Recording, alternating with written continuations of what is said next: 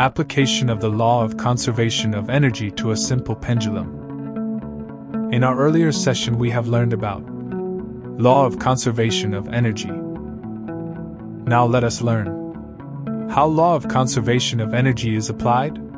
Let us explain it by using a simple pendulum. Activity. Let's take a simple pendulum and suspend it from a stand. The normal position of the simple pendulum is noted as OA. Now pull the bob of the pendulum at one extreme position B and release it. It reaches to the other extreme position C and goes on. If the bob goes from B to C and come back to B and so on, it is called as one oscillation. When the bob is at extreme positions B and C, its velocity of the bob is 0.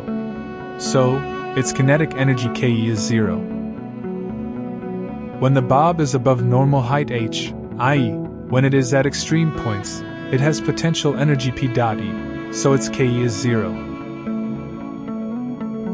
But when the bob leaves the extreme position and crosses its mean position, its height, h, is 0, then its Pe is also 0 and has kinetic energy.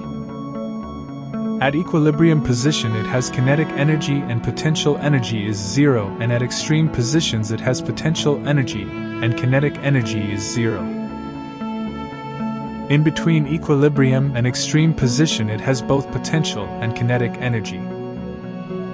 Other than the equilibrium and extreme positions, any point in the oscillation has total energy sum of P and Ke.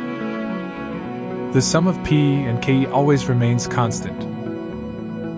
Thus from the above experiment we can find, the energy is transformed from potential energy to kinetic energy, and from kinetic energy to potential energy.